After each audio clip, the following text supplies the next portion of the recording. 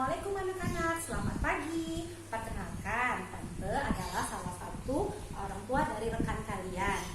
Ayo, ada yang sudah pernah kenal dengan Tante?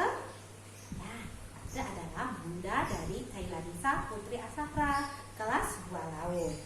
Nah, hari ini adalah acara Green Tea, di mana Tante terpilih menjadi salah satu orang tua yang mau menceritakan mengenai pekerjaannya. Nah, bagi anak-anak semua, ada yang sudah pernah lihat baju yang sekarang Tante pakai? Ada yang tahu nggak baju apa ini? Kayak baju orang-orang yang bekerja di perusahaan oil and gas. Ya, saat ini Tante yaitu bernama Nurul Dwi Putranti, atau kalian bisa memanggil Bunda Nurul. Bekerja atau Bunda bekerja di salah satu perusahaan oil and gas yang berada di Inggris, namanya Premier Oil. Pusatnya kantornya Tante yaitu di London, Inggris. Nah, mungkin anak-anak bingung ya, ini baju orang apa sih? Pekerjaan offshore itu apa sih? Itu pekerjaan yang dilakukan di lepas pantai. Nah, sekarang Tante akan menjelaskan apa pekerjaan lepas pantai itu, atau apakah pekerjaan offshore itu.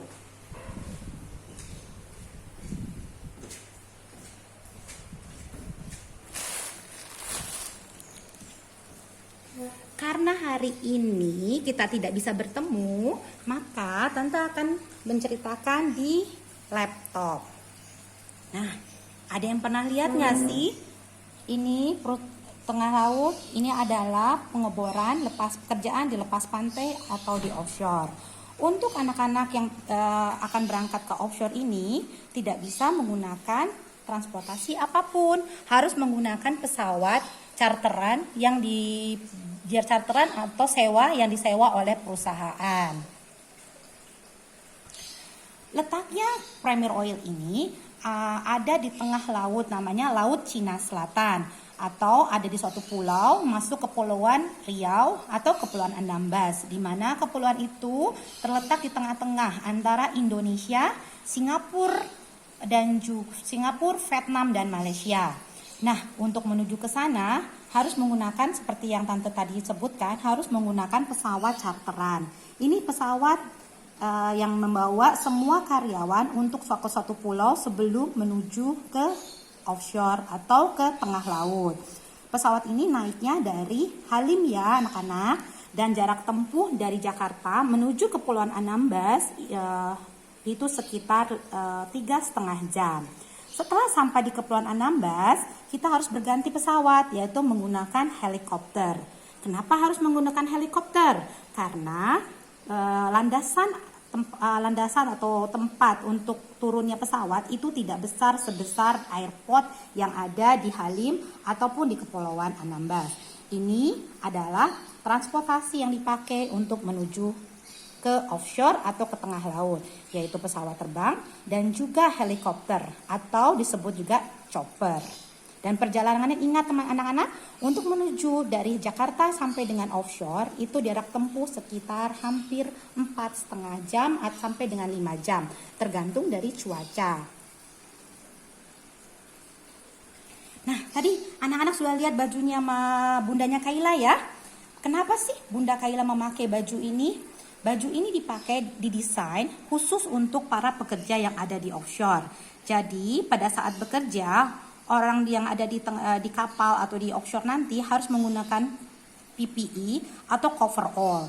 Coverall ini terbuat dari bahan yang akan bahan-bahan kimia dan juga anti terbakar. Karena orang-orang yang bekerja di tengah laut sana banyak terpapar oleh bahan-bahan kimia dan juga mesin-mesin yang mudah dengan terbakar. Dan ada juga sepatu khusus, bisa anak-anak lihat. Ini sepatu khusus yang dipakai di sana. Sepatu ini anti slip, berbeda dengan sepatu-sepatu yang dipakai. Dan ini sangat berat sekali loh anak-anak. Mungkin sekitar 2 kilo yang dipakai oleh bundanya Kayla. Oke, sekarang selain menggunakan coverall dan juga sepatu, kita juga harus menggunakan kacamata khusus, sarung tangan, topi, dan juga alat untuk menutup telinga.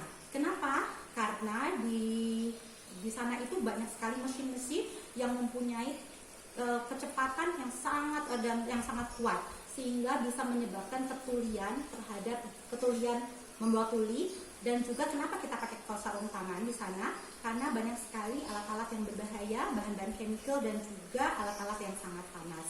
Kenapa kita pakai topi? Dikhawatirkan pada saat kita nanti bekerja di luar dari kapal akan tertimpa, sehingga topi bisa untuk melindungi kepala kita. Nah, kenapa kita naik helikopter? Seperti yang tadi bundanya Kayla ceritakan, tempatnya sangat kecil ya anak-anak, tidak seperti Halim, tidak seperti Soekarno-Hatta. Makanya itu untuk pergi ke sana harus menggunakan helikopter atau nama lain chopper. Ini letaknya ada di tengah-tengah lautan luas, di tengah laut Cina Selatan. Kalau kita ada di sini, kita bisa lihat kita bisa melihat negara Singapura, Malaysia, dan juga Vietnam. Nah, Premier Oil adalah salah satu perusahaan oil and gas. Tepatnya kalau di Indonesia, kita mensuplai gas yang dijual ke Singapura dan juga ke Batam. Kenapa anak-anak bisa lihat Singapura terang benderang? Semua gas itu yang dihasilkan oleh kantor bundanya Kayla, yaitu Premier Oil, di mana gas yang kita dapatkan itu diambil dari bawah lautan luas menggunakan pipa-pipa yang sangat panjang menuju Singapura, sehingga Singapura menjadi terang benderang. Dan gas kita juga yang mensuplai untuk penerangan yang ada di Kepulauan Batam. Inilah tempat pengeboran gasnya dan minyaknya Premier Oil. Di sana ada 2 platform dan 1 kapal. Apa sih platform itu? Nah, anak-anak bisa lihat ini adalah platform. Platform adalah tempat untuk mengebor minyak-minyak yang ada di bawah permukaan lah. Di sini permukaan, di dasar paling jauh ribuan, mungkin puluhan kilometer atau ribuan yang ada di bawah air ini. Di bawahnya lautan ini terdapat banyak gas dan juga minyak. Nih tempatnya, anak-anak bisa dilihat ada apinya. Apinya tandanya ada minyak yang ada minyak yang kita dapatkan, sehingga di sini keluar api. Ini namanya platform. Premier Oil mempunyai 2 platform, namanya Anoa dan Gajah Baru. Lucu ya, anak-anak, namanya Anoa. Anoa adalah salah satu hewan. Jadi kebetulan ini diberi nama sesuai ada bentuknya menurut kalau dari kita lihat dari Google atas, letaknya itu seperti ini, hewannya Anoa. Ini namanya Anoa platform. Nah, bisa anak-anak lihat letak ini dari atas. Foto ini diambil dari helikopter atas untuk dilihat di luar, dikelilingi platform ini tidak ada kapal, tidak ada transportasi lainnya. Kenapa? Karena ini adalah platform yang gampang sekali, mudah sekali terbakar. Sehingga sangat hati-hati dijaga oleh beberapa kapal di sini untuk melindungi orang-orang yang berusaha untuk mendekati platform ini.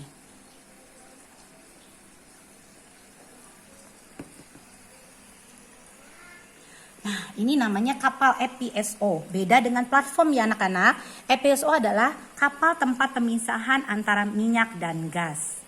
Jadi beda dengan platform tadi. Nah, selain Anoa tadi Bunda sudah ceritakan bahwa ini namanya Gajah Baru. Sama seperti Anoa, dia tempat pengeboran minyaknya itu sendiri. Tuh bisa dilihat ya anak-anak. Ini semua lautan loh, dan ini ada di tengah lautan yang jauh dari keramaian, jauh dari mall, jauh dari supermarket, semuanya jauh dari mana-mana.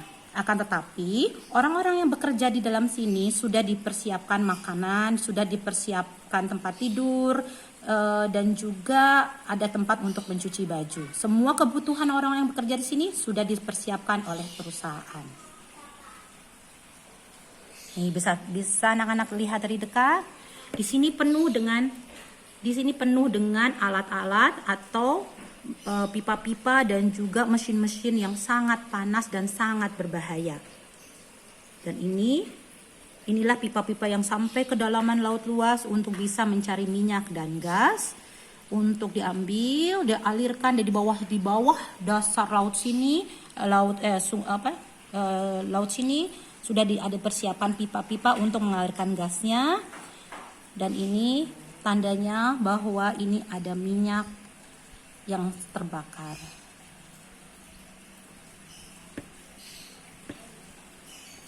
Ini adalah teman-teman Bunda Nurul, ya, bundanya Kaila yang bekerja di tengah laut. Om-om ini bekerjanya sangat berat loh anak-anak. Mereka tidak hanya bekerja di dalam ruangan, tapi juga mereka bekerja di luar ruangan. Mereka mencek semua alat-alat yang ada di ruangan. Ini semuanya alat-alat yang sangat berbahaya. Untuk itu orang yang bekerja di luar harus menggunakan PPE yang harus komplit. PPE itu semua keamanannya harus komplit seperti topi, alat penutup telinga, dan juga sarung tangan. Nah, ini om-om yang bekerja di dalam, di mana mereka mencek apakah kestabilan dari gas dan minyak yang diambil. Nah, bisa nggak anak-anak bayangkan bekerja di sana? Sangat menarik loh anak-anak, kehidupan pekerja di tengah laut itu. Mereka bekerja selama 2 minggu, meninggalkan keluarganya, meninggalkan anak-anaknya, meninggalkan orang tuanya untuk bekerja di tengah laut ini. Setelah 2 minggu, mereka pulang turun dan mereka berlibur selama 2 minggu juga. Jadi 2 minggu bekerja di laut, 2 minggu mereka libur untuk tinggal bersama anak-anaknya. Nah, bisa dilihat tuh, menarik ya. Bagaimana sih untuk bisa bekerja di offshore ini? Anak-anak harus tidak hanya mempunyai otak yang pintar saja, tapi mempunyai kesehatan dan fokus yang sangat tinggi untuk bisa bekerja di sini.